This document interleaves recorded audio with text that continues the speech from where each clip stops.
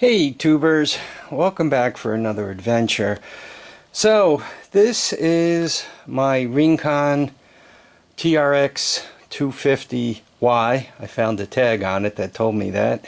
This used to be Asa Farrell's prop from the TV show Outsiders on WGN.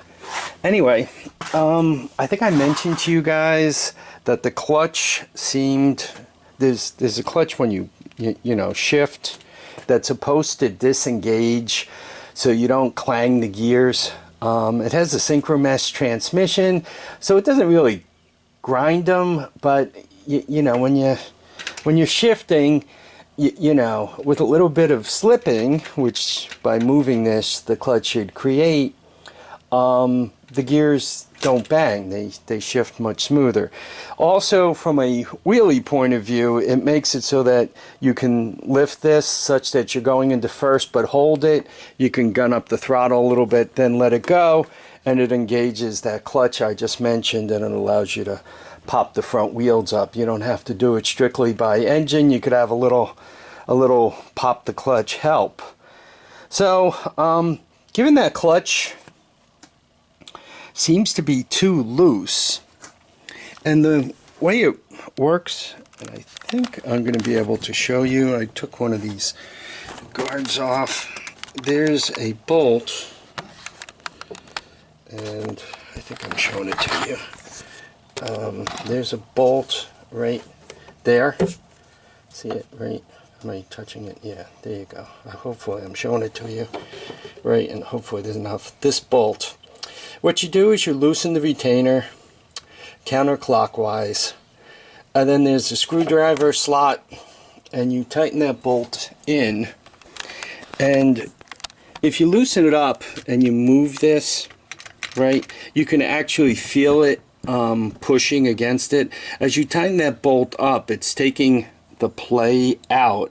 So as you're moving this up or down, what you're actually doing is pushing on the clutch, which disengages it. So anyway, you loosen the retaining nut, and you actually tighten the clutch by turning your screwdriver counterclockwise, right, until you feel resistance. Then you back it off a quarter turn, and you take it out, and you see what it feels like, because if it's too tight, your clutch will slip, especially in the tall gears. If it's too loose, you're back to banging it. So you go counterclockwise to loosen the retaining nut, and you got to loosen it a ways so you have some length on the screw. You turn the screw in clockwise, right? Or you turn the screw out counterclockwise, okay? And until you feel resistance, then you turn it back in a quarter turn. You hold that with the screwdriver, and then with an open end wrench, you just tighten the retaining screw. Simple to do. Unfortunately for this bike, it's all boogered up.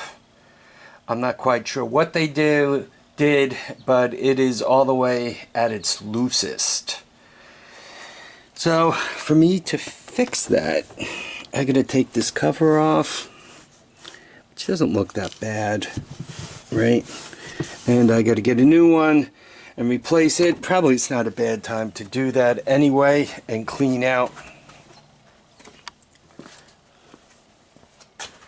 Yeah, actually it looks fairly easy to do, right? I mean, I'm just looking at a bunch of bolts. It looks like I have plenty of space to slide it forward, get it out of there, and then I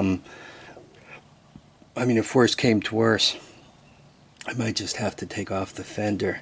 So I don't have a gasket, and I don't have a replacement adjuster for this thing, so I'm gonna stop here. I want to keep this thing running, and obviously if I tear it all apart, that's not gonna help me to that end.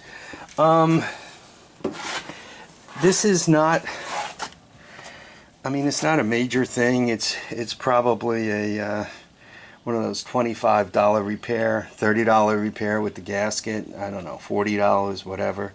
25 bucks for the gasket, 25 bucks for the part. Call it a $50 repair. Not that big a deal. And one of those that if you don't ride these all the time, you probably wouldn't even notice. You probably wouldn't even care. You'd say, hey, what's the big deal? I don't care. But for me, I like it when my stuff shifts properly. One last time for the procedure, you loosen up the retaining nut and you spin that out counterclockwise. Then you use a screwdriver to tighten in the center screw, a flat blade screwdriver. I was all prepared to use this, right? You tighten it in counterclockwise, and then as soon as you feel some resistance, you back off clockwise, 1/4 turn, right? 1/4 turn. You hold it there and you just take your opened end wrench and tighten the retaining bolt down, making sure that once again that second slotted piece does not spin. You hold it, you tighten down the retaining nut, and you're all good. So obviously I did not succeed at that. They boogered it up, particularly where the screwdriver slot. It was a big mess. So I gotta go check and see about the parts and order them up, and I just as soon fix this. I'd like this to be a nice quad. I'm not gonna like lend it out for, you know, when it's time for people to ride.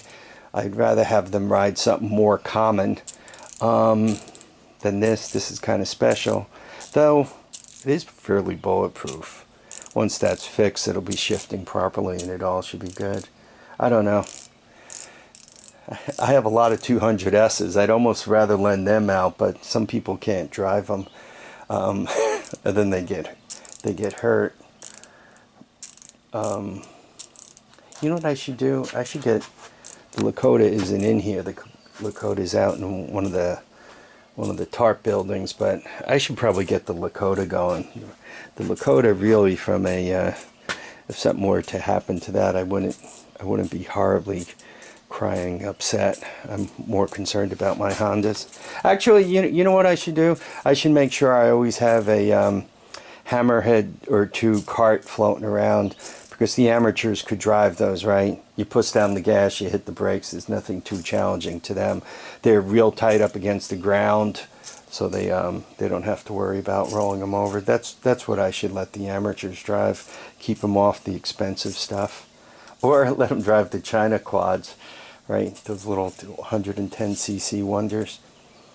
Okay, that about covers it. I want to thank everybody for watching and commenting and subscribing. Please remember to keep your feet down, keep your heads up, and get out and enjoy each and every day. Bye now.